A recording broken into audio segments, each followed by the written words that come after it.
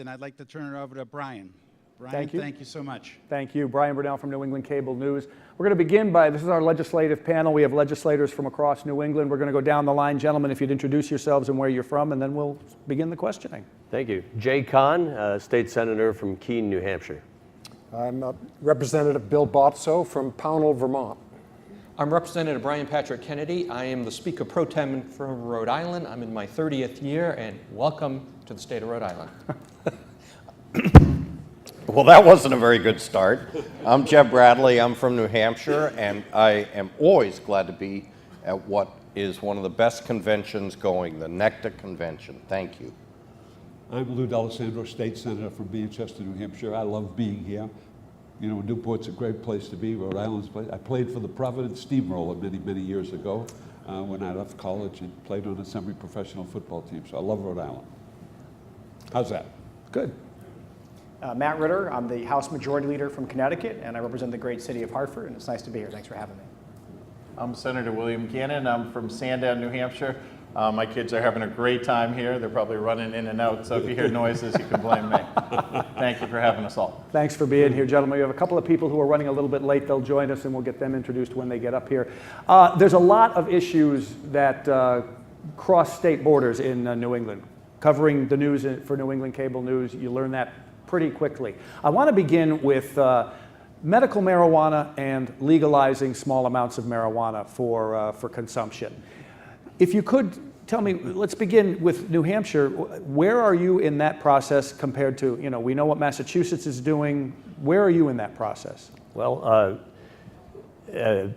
therapeutic marijuana has at least three categories of prescription. One is for severe illness, another chronic pain, and a third for PTSD. So those are enabled in statute. There are 4 dispensaries that are licensed in a not-for-profit status. They are regional and they are distant. And so in this legislative session, we considered satellite dispensaries. 2 regions will hopefully launch satellites, but they are legislatively now, with the governor's signature, enabled. And that's the status. The business model is one that's been in place for a couple of years. I think we're starting to observe that capital and profitability are 2 issues that need to be adjusted, fine-tuned. And I think that's a course for the next legislative session. All right, what about Rhode Island? Where are we here? Rhode Island, we have had medical marijuana now for almost a decade. It's been very, very successful. We have 3 dispensaries that have been set up. One of them is in Providence, one is in the East Bay, and I'm trying to think where the third one is. There is not one in my portion of the state, which is the southwest corner of Rhode Island.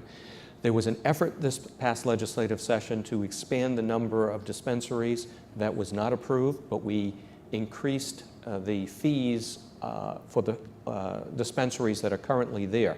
There has been a major push the last several years to try to bring about opening it up to recreational marijuana, and that has not gone anywhere as of this point in time. And I would expect the next legislative session, particularly now that Massachusetts will be coming online at some point, once they actually license those facilities. Yeah. Once they're online, then I would expect we're going to have a big decision that we're going to have to make. And let me just say, gentlemen, jump in at any time, because obviously I don't know names, and this is the first time we've met. I'm pretty good, but I'm not that good. What do we have in Connecticut? Yeah, so I actually know this really well because I chaired the Public Health Committee when we did the medical marijuana program and really got it off and running. And we really have a model, I think, for the country. We have over 25 different conditions that qualify for medical marijuana. We have tens of thousands of users. And it's not done by the legislature every year. The conditions are added by a professional board that reviews it, the medicine and everything. I would say in Connecticut, there are 2 things people will try. Like Rhode Island, people have introduced bills to legalize marijuana. We may follow Mass and Rhode Island, but those votes are not forthcoming anytime soon. My job is to count votes, and I can tell you it's not quite there yet. Opinions can change, but it's not a partisan issue, but at this point in time, we don't have the votes. We haven't had in the last 2 sessions. One potential change that could open up the amount of users in Connecticut and other states have tried this is to expand the conditions. And one could just be chronic pain.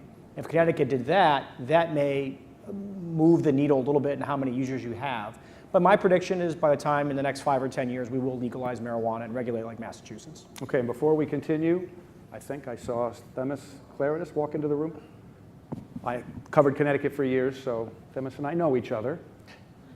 They will be up to put a microphone on you. How are you? Vermont is legal, right? So Vermont is So Vermont. Vermont this year, we took a step towards legalizing homegrown recreational marijuana. More of a craft industry approach as a first step. The story is in the year before, the Senate sent the House a bill that was full legalization, commercialization approach. The House did not accept it for a number of reasons, including the ones that we heard at lunch and others today. However, the hearings that we held is what we heard was from many, many people is we just don't want to be criminals if we grow a little bit in our backyard. You can't sell it. You can't dispense it to young people. You know, all of those prohibitions. The issues that come up are the ones that, are, of course, you have to be concerned about is impaired driving, access to youth. A commission has been established, though, by the governor, who did sign this bill this year, to look at those issues because we know that Massachusetts is on our southern border, Canada on the north. We know New York is going that way. New Hampshire's, well, we'll wait and see. I think we will see it. My biggest reservation, and this comes from my commerce point of view, is it's such a cash economy, and I'm concerned about the mix of drugs and money, which usually leads to armaments, crime, etc., in rural places. At the same time, I think it has been a good move for many people I know is to take the pressure off of an activity that is happening anyway and get it out into the light. And for those of you who don't know, just joining us, Themis Claridis, she's the minority leader in the Connecticut House of Representatives. Thanks for being here. As you watch what's happening in Massachusetts, and you've seen what's happened in places like Nevada and Colorado, has it changed your opinion any in whether you agree with or don't agree with legalization of marijuana? Well, I've had extensive conversations with the governor of Colorado and with his office because I had a youngster in my district who constantly had epileptic fits. And he was in very, very bad condition, and he needed a particular strain of marijuana to abate his problem. So I spent really 2 years working on this before we legalized medical marijuana in New Hampshire. So there's a place for marijuana, and I'm convinced that there are certain levels of pain that have to be addressed by medical marijuana. Now, as to recreational use, that's problematic in New Hampshire, and I'm not sure where that's going. After all, we have the largest House of Representatives, second only to Congress with 400 members, so it's tough sell as far as that's concerned. But I think when you look at the kind of medication that's been prescribed in the state of New Hampshire, and believe me, it's enormous, the meds that have been prescribed.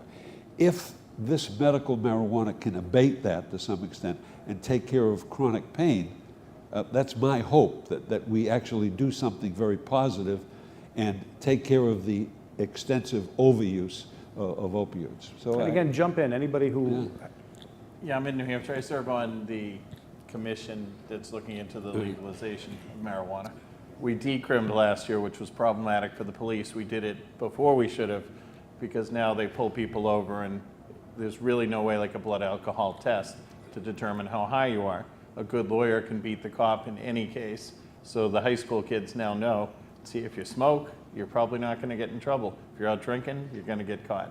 So we've looked at all the 8 states that have legalized over the last year. And what we've found is the states that have legalized have increased use amongst children, amongst adults. So in New Hampshire, where we have thousands and thousands of people suffering from an opioid epidemic, we know that if we legalize, or any step further, you're going to increase the number of people using drugs. And from every study I see every week, I'm in this commission, we see that it's going to have higher use and more people will get used to using drugs and go to opioids, or a higher percentage. Not everyone, it's not a gateway for everyone, but you will have a higher percent of drug use. We're losing 500 young adults every year in New Hampshire or more, and it's not the time to legalize. Well, in Connecticut, we legalized medical marijuana many years ago, and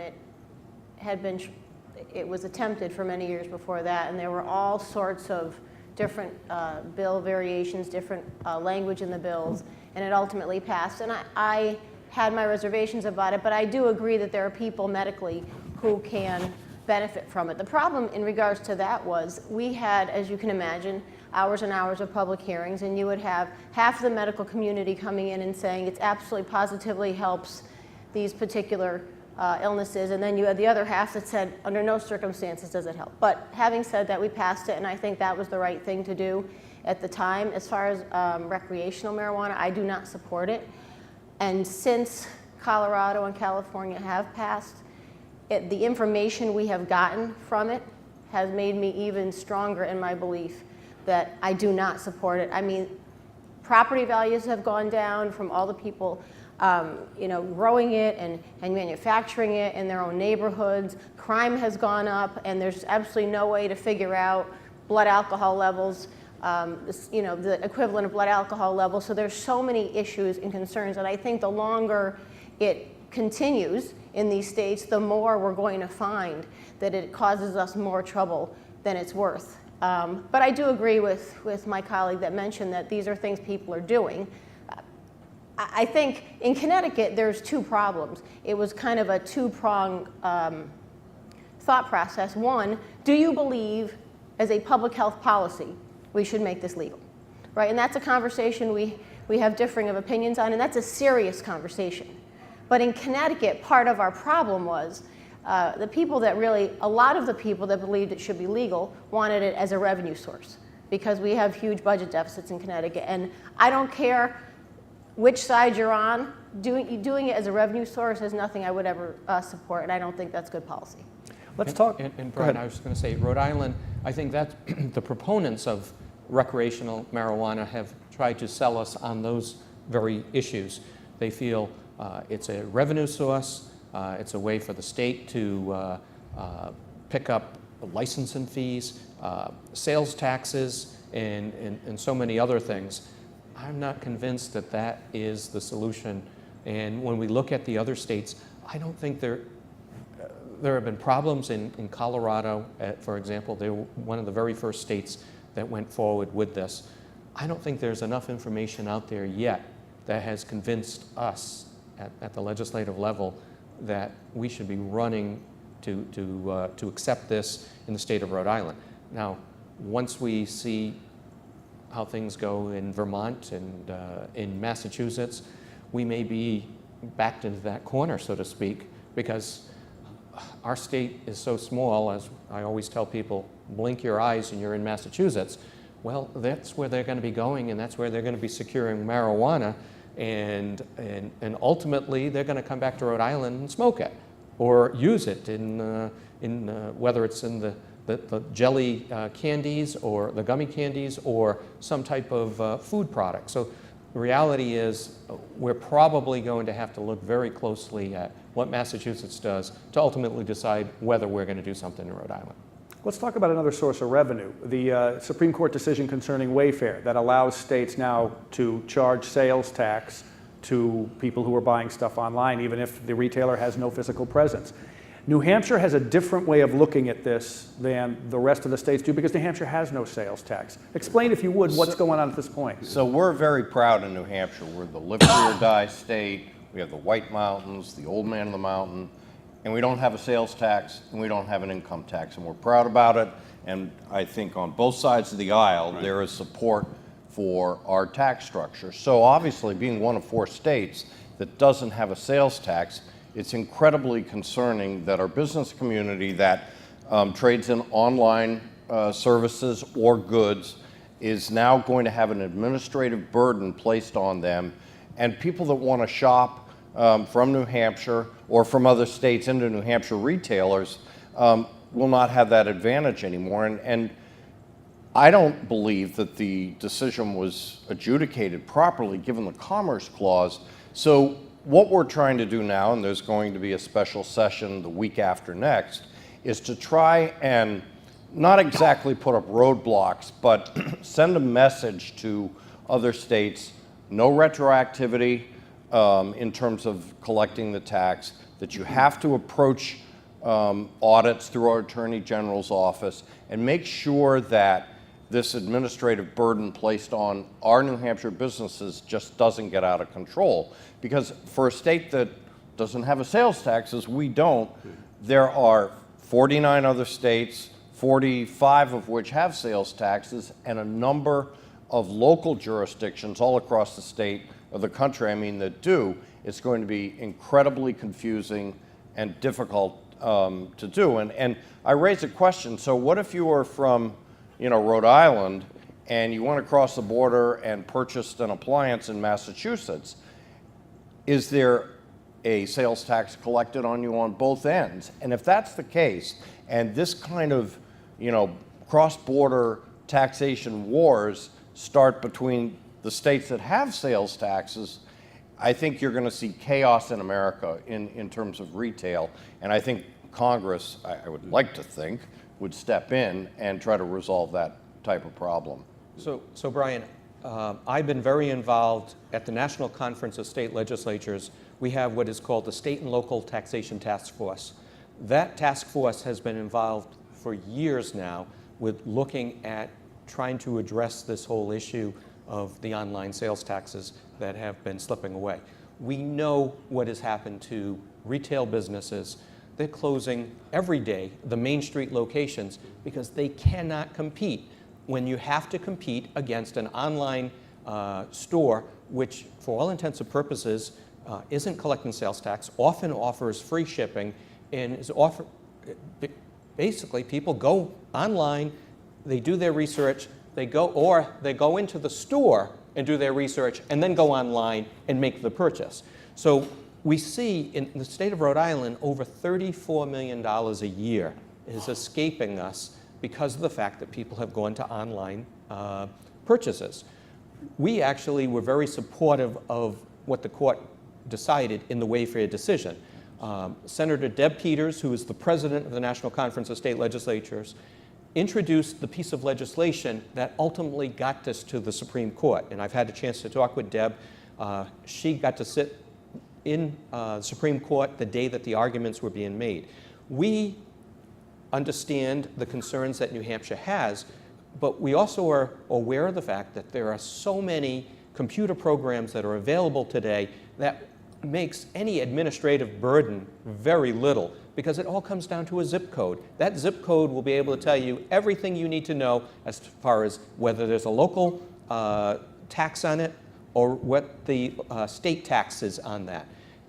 And so it should not create the type of burden that New Hampshire is concerned about. Norm Major, who has been serving New Hampshire very well, sits on that same state and local taxation task force, has been doing so for years, and has been advocating the position for New Hampshire, but we outvote him every time.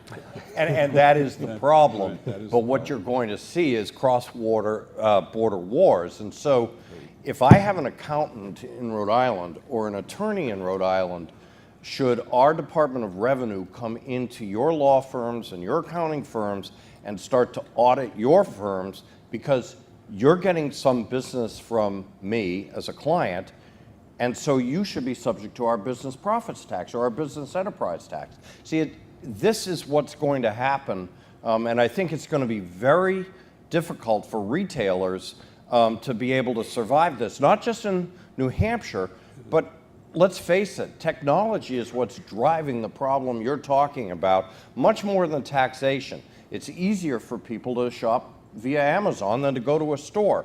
That trend is going to continue. Has nothing to do realistically with sales taxes. So I think this is going to be a problem for Rhode Island, despite the fact that you feel that you're going to be able to, capture some of this $34 million. Well, and I will tell you, our state revenue department is already going into Massachusetts and Connecticut, particularly for those businesses.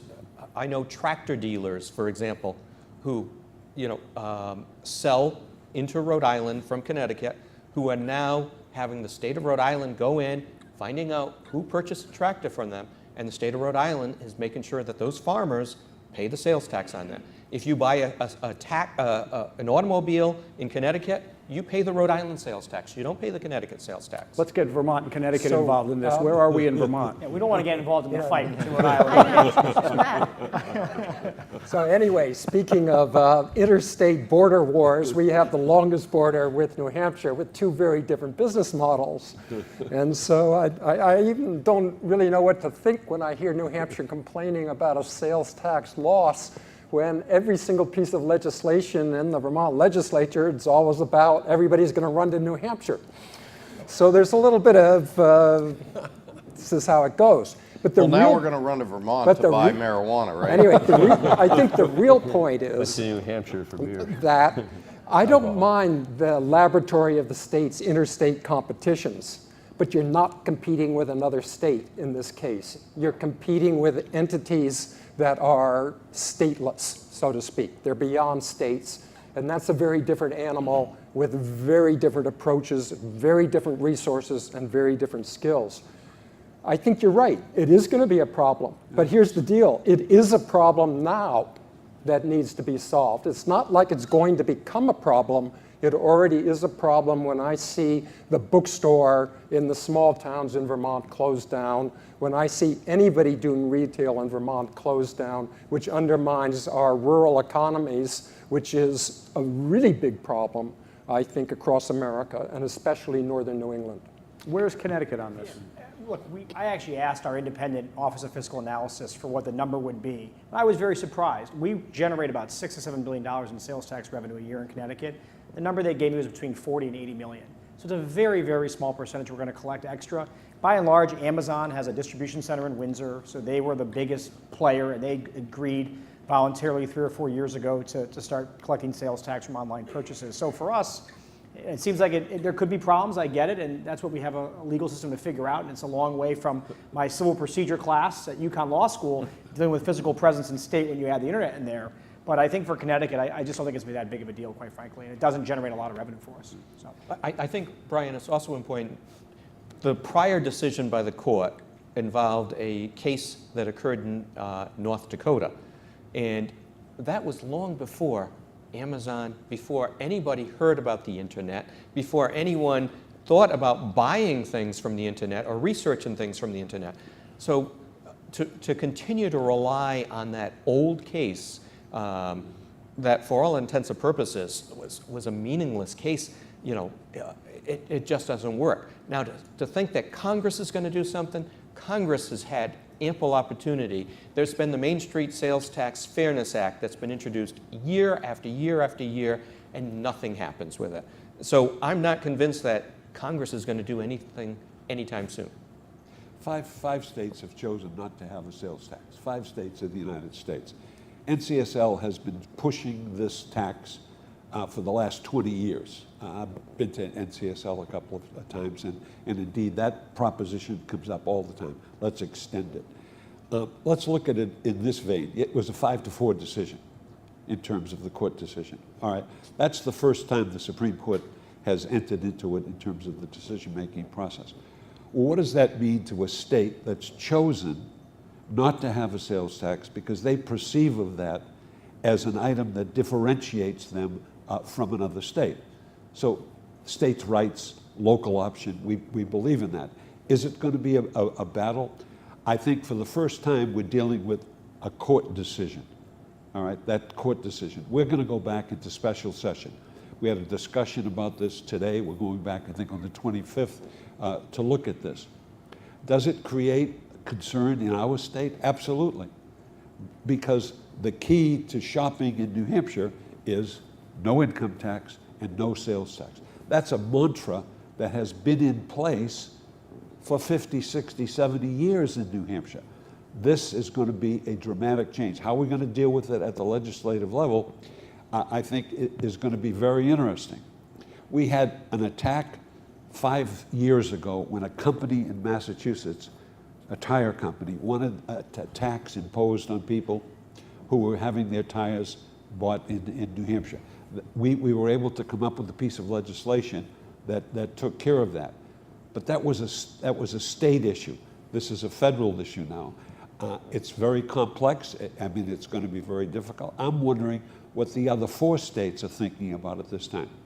Because when you get Delaware involved, that's a big deal for Delaware. It's a very big deal.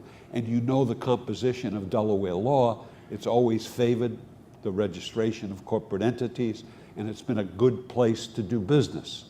We've always perceived of New Hampshire in the same light. We're a good place to do business, and one of the key items, no income tax and no sales tax. So this is a problem that we're going to have to deal with, and I think we're going to have to be very careful how we deal with it, because for the first time we're dealing not with a law, but we're dealing with a court decision. Right. Big difference. How similar is the the court decision on sports gambling to this situation? I think the sports gambling, I like the sports gambling decision because we've been gambling for 100 years.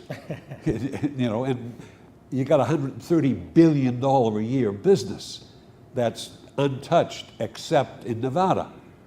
Now you got Delaware and New Jersey that jumped on the issue immediately. Dover Downs, Delaware Park, Harrington have initiated sports gambling. New Jersey initiated sports gambling. So you have those, and New Jersey really was the prime mover in making this happen. But there's a source of revenue that's been there forever and totally untaxed. Now you got the NCAA that says, well, it's going to affect the competitive nature of the game. You know, who's going to supervise it? The NFL, the NBA, baseball. Who's going to supervise? There are those who say that because it's legal, the supervision will come from the players themselves, and that it'll be better in terms of how it's done. But there's a new source of revenue that's been exposed to everybody in the United States. The question is, how are we going to handle it? Yeah, I was a little surprised that Connecticut hadn't pretty much jumped in pretty well, quickly. We've actually been meeting for since the decision was put out. Leaders had separate meetings. The governor has been meeting with the Indian tribes. Now that's where we have a little bit of a different situation. That's why it's made it more complicated. I mean, I think every state's going to acknowledge this and address it. And I think with anything else, legally speaking, from a lawyer perspective, I mean, we have to make sure that this is written in the proper way, because back to unintended consequences and the things that happen. But I agree, it's been going on, and I think the decision was correct. But we have to all figure out how to deal with it. And our issue is we have 4 caucuses like everybody else does, and everybody has their own opinion on where it should go and where it shouldn't go. But for us, it's the online gambling, and then it's the issue of what the tribes want to do. Okay, and usually they're not the same thing. Right, so they want their exclusive rights to things, and then they're happy as long as they can have online gambling, but our 4 caucuses don't necessarily feel that way right at this point in time, and so there's a lot of juggling right now, and I don't know, I think Matt will probably agree, none of us feel like this is going to happen in Connecticut right now, and I think it's something that needs to be addressed very, very thoroughly and addressed when session begins in January. I would say, and I couldn't agree more with the minority leader, there's 3 things that I would say. One of the things is saturation, right? So Themis and I have talked about this. I guess in Delaware, you can go to the gas station on a Sunday and put a prop bet on football. I don't want sports betting on every gas station corner in the state of Connecticut. I just think that's a little much. So who's allowed to do it? Is it the lottery? Connecticut does have infrastructure. You've got we do. Sports we have Haven. We do. So is it the sports tax, right? It's things like that. You know, so you'd have to decide on the venues if you worked it out with the tribes and the exclusivity issue, which I don't think they have. The second thing is UConn. We have a pretty good new men's basketball coach, I might add. No offense to our great host state, but we have a great women and men's basketball program. We're not sure we want betting on games being played in the state on that day, for example. That might deal with the NCAA integrity issue. So we have to decide. We have Mohegan Sun, which hosts a professional women's basketball team. Can you place a prop bet for the Connecticut Sun? Some might say that seems far-fetched. Apparently it's not. People will do a lot of things to gamble. So we have some things unique to Connecticut with the tribes, the professional women's basketball team, our flagship university, which is a huge passionate following in Connecticut. So we have to work those details out. And when you're doing it in summer session, 6 leaders and the governor, it can be hard to do that sometimes. But we want to get it done very soon if we can. In Rhode Island, it's interesting. Our governor, when she proposed her budget in January, booked money in the budget for sports betting. We didn't know what the Supreme Court was going to rule, but she put it in there. I guess it was a good bet on her part, the fact that she did so. But we have not, other than the fact we did an RFP. The RFP determined who the company was that was going to run the sports betting operation, and there are only 2 facilities where that will run. Twin River in Lincoln, and the new Twin River facility just up the street from here in Tiverton, Rhode Island, right on the Massachusetts border. So when those go live, which we expect will probably be September or October, we'll start seeing that revenue come into the state of Rhode Island.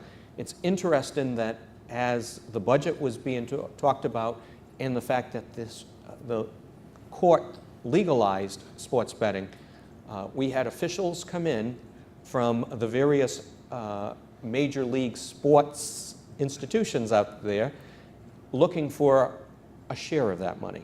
Right. And, you know, we did not agree to give them a share of it, even though they wanted a percentage of it. So what happens in states that don't have infrastructure, don't have casinos, don't have gambling infrastructure now? Well, I think 37 states have the lottery, so there's infrastructure Right. in place if you're going to use the lottery. But let me go back to the basic issue. You'd think that sports betting never happened.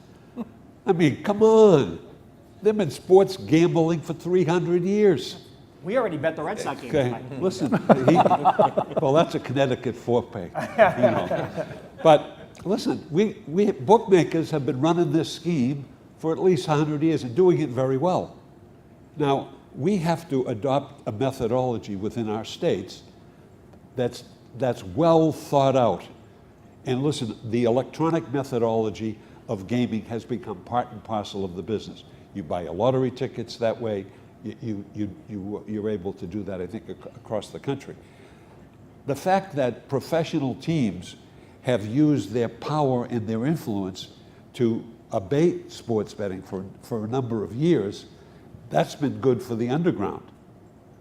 That cap is off, and as my friend from Rhode Island said, now they want a piece of the action. Yeah. Well, everybody wants a piece of the action because they know it's there, they know it's going to happen. The idea is you got to do it properly. That's why you got to go through a thought process. I have been introducing casino legislation in New Hampshire for 20 years. I get it by the Senate. My good friend Jeb Bradley doesn't vote for me, but of course we get it by the Senate. And we have lost, in my opinion, about $2 billion over the 20 years that we've tried to put it in. Somebody's taken that money. Maine has taken that money because they now have a couple of casinos. Connecticut, Massachusetts, and Rhode Island have taken it. So sports betting is now the new entity. And I think it's going to be adopted around the country. Everybody's going to do it. The question is doing it well. And we've had examples of how it's done poorly. We've got to do it. We've got to do it well. Is the process underway in Vermont? Vermont hasn't paid that much attention to this piece. Last year, it spent quite a bit of time on fantasy sports, fundamentally sports gambling. Yeah. And the fantasy sports industry came to Vermont and worked very hard and asked to be regulated. Rare example, an industry wants it. They want the door in. They're willing to do the registration fees, et cetera. And after a lot of discussion, we did that. I would say in general, Vermont is slow when you look at it historically on any forms of gambling. It's been that way on the various forms of lottery that have come along. So I suspect it'll be considered, it'll be thought about and discussed, but it was not in this past session. Anyone else on sports gaming? The one other thing I will say, we thought about the suggestion of being able to just show up at your local lottery retailer in the state of Rhode Island where you can do Keno and you can do Powerball and you can do whatever other games they have. And we decided that's not the way to go. So that's why we have made it very strict that it will, at least for now, be strictly where you have to go to a casino in the state of Rhode Island to do your proper betting on any sports gambling. I'm not convinced that the local retailer is the place to do that. because I don't think that in most cases the consumer is sophisticated enough to know exactly what they're doing. Let's talk about another form of revenue that is piecemeal across New England, and that's tolls. And I know Rhode Island at this point, a lawsuit's been filed against the state by the Truckers Association because you put a toll, but only on trucks. Let's begin with that. Correct. Where is that at this point? So 3 years ago, Rhode Island adopted legislation and created this toll that will only apply to 18-wheel vehicles. So if you have 10 wheels or 12 wheels or 14, you don't get tolled.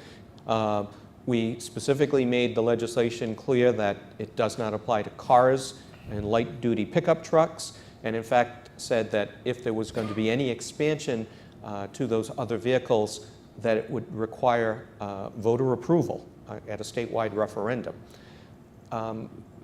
It's languished, so to speak, until about 3 weeks ago.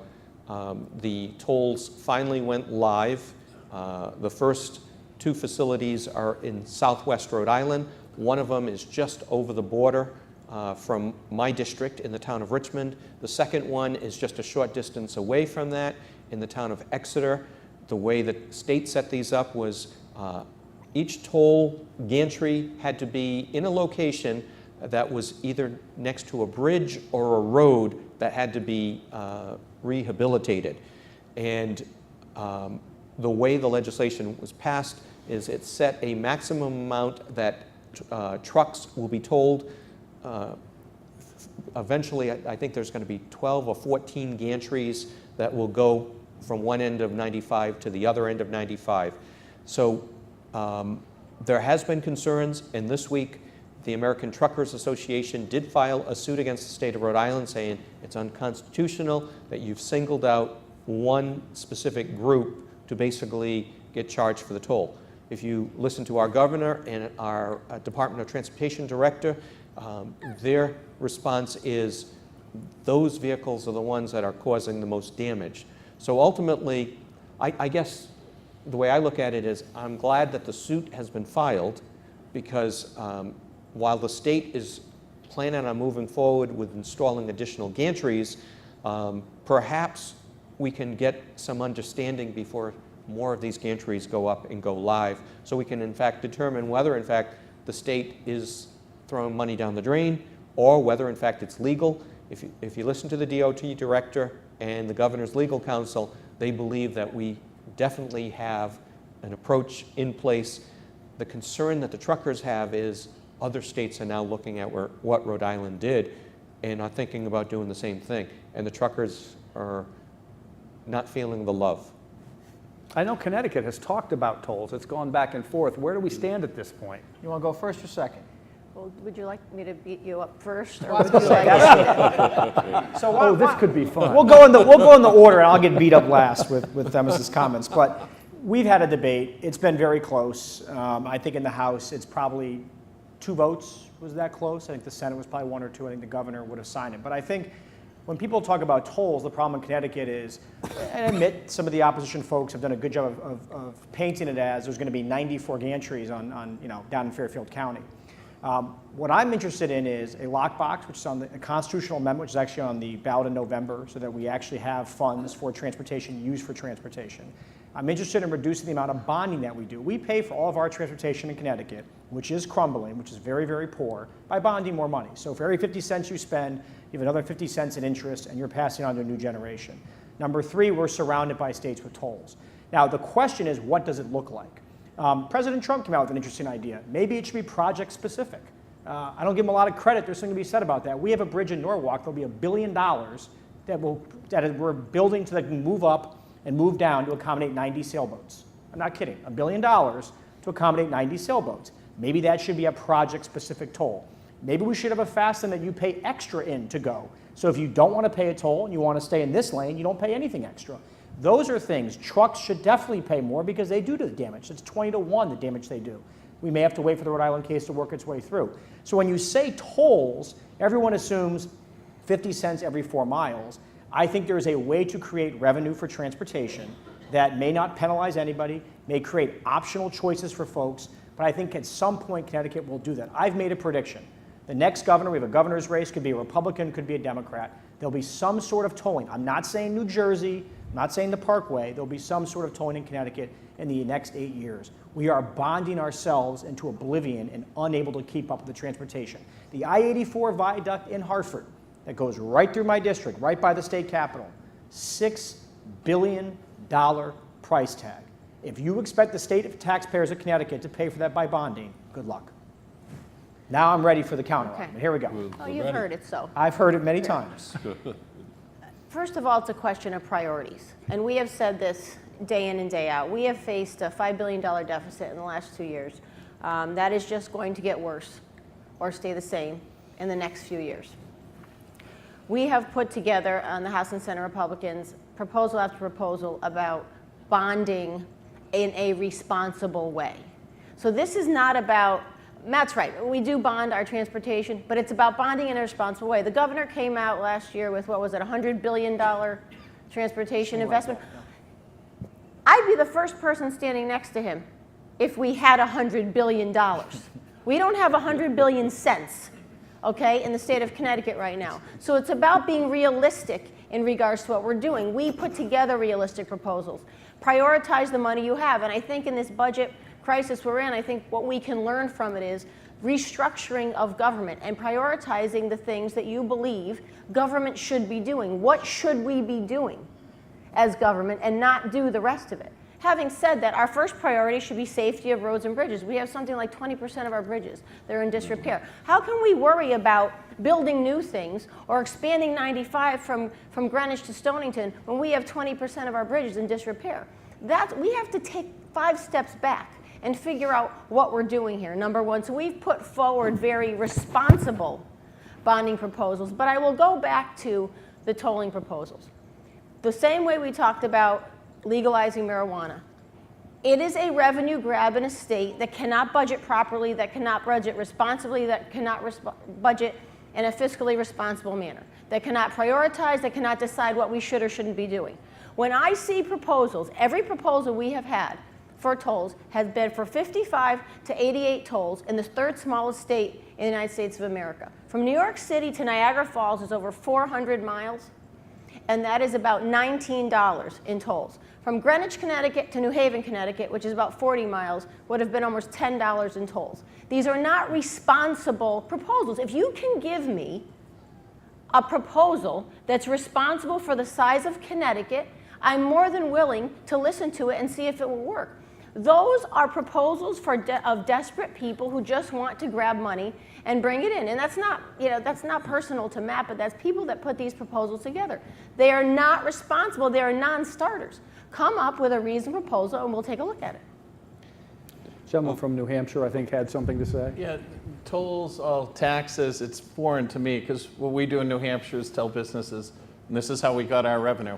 When I was interested in running 6 years ago for politics, we were in the same straits. We had no money, the state was doing bad, we had raided the rainy day fund. So what have we done? We cut the business profit taxes, the enterprise and the sales taxes, to bring businesses in. See? So we've lowered them by about 1/3, and we have the highest revenues we've ever had. We have started a business zone in downtown Manchester for alternative, regenerative, it's high-tech stuff to me, but if you're growing tissues and blood, they can come in now and they're 10 years tax-free. So we have businesses coming in every week to Manchester, and we are right now in the world the #1 place for regenerative research in Manchester, New Hampshire. That's for you, Lou, your town. And so we have revenue now that we've never had. We had a rainy day fund of 0. It's now about $120 million. And you've had tolls for how many years? Forever. Exactly. But our So I'm not tolls- sure whose point you're making. So I was making the point that bring businesses in, lower the business taxes, you'll have money to fix your roads and And bridges. what Bill didn't We mention- turned $36 million over last year to fix Exactly. roads and bridges. Right. We turned 20 extra million, instead of spending it, we give it back to the towns for local aid for their schools. We spend responsibly and we budget responsibly, and that's what everyone has to do. In New many Hampshire, tollings will you we've use? got a wonderful toll road kind of system tolling? because we have decent What's the roads, housing? we maintain them, we take care of them. Years ago, I was on the Executive Council. Prior to that, I served on Public Works and Highways in our House of Representatives. I think do a very, very good job when it comes to the 10-year plan for highways. Our toll roads have been very, very successful because the roads are well maintained. It's not an excessive toll, it's a good toll, and you can go north and south all the way to the Canadian border in New Hampshire for $3. That ain't bad. On the other side, you use the Spalding Turnpike, it's very, very reasonable. We just put 2 bridges together with Maine's help, $100 million for each. Each of us paid $50 million to restore bridges. Very, very important. As my colleague, Senator Gannon, pointed out, in our supplemental budget, and we call it a supplemental budget, we have advocated $30 million for roads and bridges. So we're working hard to do it. I think we proposed the toll increase. The governor proposed it, went back on it. I think there was a lot of sentiment for a toll increase in New Hampshire. That may come next time. But I think the public's got to realize and has to see one thing: efficiency, effectiveness, and good roads. We have all of that in New Hampshire. And that's why our toll road system has been extremely successful. And we pay our bonds. And we pay our bonds better than any state in the union because we pay them 75% up front. The tail is de minimis. They love our bonds on the market because of the way we pay our bonds. Our highway bonds, AAA rated. AAA rated. Now that's something in today's world. Where's Vermont on this? So this conversation seems to be about fiscal responsibility as well as about where tax dollars come from and tolls started. You know, on tolls, I would say the only tolls I can think of in Vermont are ones that people really enjoy, which are basically ferry boat rides across Lake Champlain. I invite everybody to come up and enjoy them. They really are nice, but it's a different animal there. I think the part about the fiscal responsibility, where that played out in Vermont this year, was interesting because many states found, because of federal changes, Volkswagen settlement or whatever, there was one-time money to spend for the first time in a long time. And we ended up going back into special session because of a big disagreement between the House, Senate, and the governor. And the governor had basically run on and lived no new fees, no new taxes, etc. And this came down on our other animal, the education tax, which is voted on by our towns, and then the state sets the rate. Well, the state set the rate at what the towns voted, which was actually lower than the target the governor wanted. But the governor wanted it to go an all lot lower, and he wanted to use the one-time money to basically do that. What we said is that from our fiscal responsible point of view is that when you have money, you pay down debt. That's in good times, you set dollars aside to prepare for the bad times. The governor basically said, no, give the people the money back, you know, right now, even though they voted for it, and lower their debt, even though they will have to pay for that next year. Because one-time money, you buy things, the following year, you've still got to pay for it, so your taxes go up a lot. So that was a very interesting discussion. It finally got solved, one of the more difficult ones I've seen in my 16 years. But you mentioned taxes and what would be taxed. And I think the most interesting discussion that didn't really go far enough was on taxing opiates in order to take care of the opiate problem. But that did not proceed beyond, I think it came through the Senate, but there was not enough oomph behind it to get it to the governor, who would have vetoed it anyway. I don't know how much time we have left, but let me ask one question that you kind of sparked my interest on this, the opioid crisis. We've got attorneys general across the country suing drug makers now. Is that a proper or the proper way to go about attacking this problem? Well, it's a legitimate issue. And I think the case has been made about the price on drugs, and both direct and the indirect costs that society is paying for an prescription of drugs and over accessibility. There are alternative treatments, and we need to move to those places. You talk about therapeutic marijuana. is in fact a medical approach to trying to find alternatives to opioids and the overprescription. But I think where we are is trying to treat this as too far down the stream. We're looking for inpatient kinds of treatments. And if you start to think of the root causes, where pain and chronic issues of drug misuse, it needs to swim much further upstream into our communities, because that's where we're feeling the burden, right? And we're not treating it well in the communities. We lack the workforce. We lack the walk-in services. If you've got a medical issue, you don't wait anymore, right? You've got a convenient MD on a corner. You've got hospital walk-in services to keep you out of the emergency room. But if you have a mental health or substance use disorder, you are not invited into a walk-in clinic. And if you are and you need emergency, we treat it as, well, we need to send you someplace and our emergency care system is not sufficient to deal with your problem. So the capacity at the community level, I think, is a huge issue that we have yet to address. And I hope as the federal government sees a role as to what it can incentivize, that these pools of dollars around substance use get into a vision for treating mental health disorders and where we are best able to do that. So Brian, your question was, should attorneys general be suing some of these pharmaceutical manufacturers, big pharma that's out there? And the answer is yes. You cannot turn on the TV at any time of the day or night without seeing an ad telling you this is the drug and this is going to treat this particular condition and these are the side effects and this is why you want this drug. And they've done this, and they've gone in, they have sold the doctors on this, the medical providers. The medical providers have, in turn, started over-prescribing these things. Many of these drugs have no better benefit than an over-the-counter medication that you might take in the form of an Advil or one of the other types of over-the-counter drugs. So the reality is they've created these behemoth drugs that these people have gone out and have secured and have overused. And I'm very tired of picking up the paper almost on a daily basis and seeing another person who's died from this. And when you see something like that, I think the idea behind attorneys general going out and suing these big pharmaceutical companies who have made billions of dollars.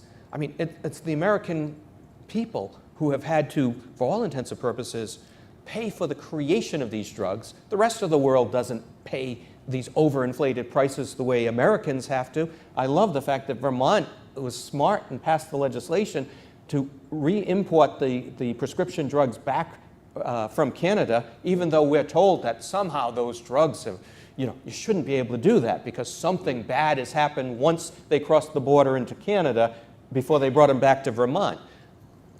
Let's see exactly how the attorney generals do on this. I'm hoping that they're successful because these drug companies have made a lot of money, and unfortunately, the products they've created, while they save lives, they've also cost a lot of lives.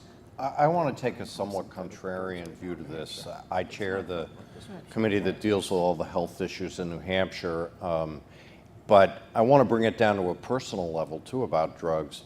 Having watched my sister and my mother die of very painful illnesses, their end-of-life condition would have been very different had it not been for morphine-based opioid type of drugs. And so I think we have to be careful before we start throwing around the fact that drug companies have made lots of profits. Let's also remember it costs $1 billion to do the research and development to bring a drug that is life-saving onto the market.